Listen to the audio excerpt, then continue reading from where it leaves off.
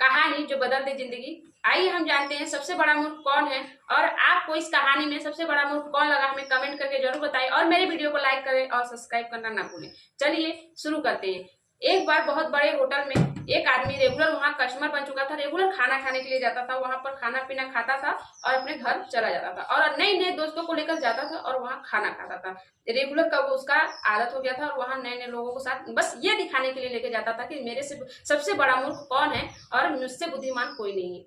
तो यह दिखाने के लिए लेके जाता था। तो एक दिन अपने दोस्त को लेकर जाता है और अपने दोस्त को बोलता है कि मैं तुम्हें इस होटल में सबसे बड़ा मूर्ख दिखाऊंगा। तो बोलता है चलो ठीक है। वहां पर खाना पीना खाते हैं सभी लोग। खाना पीना खाने के बाद जब खाना पीना हो जाता है तो वहां पर जो रेगुलर वेटर को वो बुलाता है, फिर से उसको उस दिन बुलाया और बोला कि वेटर बिल लेकर आओ। तो वह लेकर जाता है और वहां पर बिल देता है। वह जो रहता है रेगुलर का कस्टमर, वह बिल देता है और उसके सामने उसको टिप देने के लिए एक 500 का नोट, एक 100 का नोट रखता है और वेटर से बोलता है तुम्हें जो पसंद है वो उठा लो। तो वेटर 100 का नोट उठाता है और चला जाता है। तब दोनों दोस्त हंसने लगते हैं और उसकी बातों पर उसको बोलते हैं कि देखो सबसे बड़ा मूर्ख मैंने दिखाया ना, इसको 500 रुपया ये नहीं उठाया, ये 100 का नोट उठाया और चला गया। और हंसते हंसते वह दोनों लोग फिर वहां से चले जाते हैं। तो उसको एक कस्टमर देख रहा था। एक कस्टमर देखने के बाद वह जाता है वेटर के पास, बोलता है बेटा सुनो। तो बोलता है क्या हुआ अंकल जी।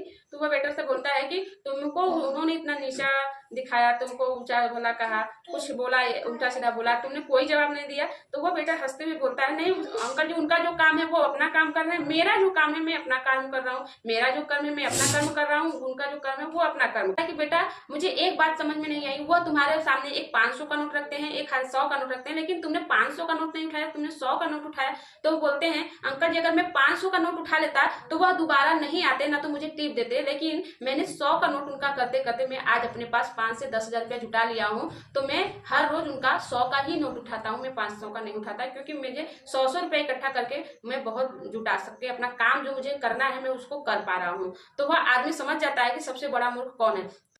इस कहानी से हमको यह सीख मिलती है कि हमको किसी को भी मूर्ख नहीं समझना चाहिए, क्योंकि वो हो सकता है हमसे बड़ा इंटेलिजेंट हो और अपनी जिंदगी को बेहतर बनाने के लिए बहुत कुछ कर रहा हो और हमसे आगे कैसे जा रहा है मैं तो नहीं जानता, लेकिन वो बेहतर अपने आप को कैसे बना रहा है वो खुद जानता है। तो हो सकता है वो हमसे बहुत बड़ा अच्छा चीज कर रहा हो, क्योंकि हम जो अपनी बुद्धिमत्ता का प्रयोग करते हैं और बुद्धि का इस्तेमाल करके अपने आप को अच्छा साबित, बेहतर से बेहतर साबित करने जाते हैं और दूसरों के सामने दूसरों को नीचा गिल्टी फील कराने में लगे रहते हैं, तो ऐसा नहीं करना चाहिए। उससे किसी को बहुत बुरा लग सकता है और उनसे बुरा होकर वह, हम कभी भी जाएंगे किसी के बीच में कभी फंसे रहे तो वो हमारी मदद नहीं कर सकते। इसलिए सबको एक समान समझिए, सबको एक तरीके से समझिए, जिससे आपका बिहेवियर बना रहे और आपका मान सम्मान भी बना रहे। तो मेरा वीडियो आपको कैसा लगा लाइक करें, कमेंट करें, सब्सक्राइब करके जरूर बताएं और मिलते हैं फिर से नेक्स्ट स्टोरी में, मोटिवेशन स्टोरी में। तब तक के लिए धन्यवाद। Thank you all the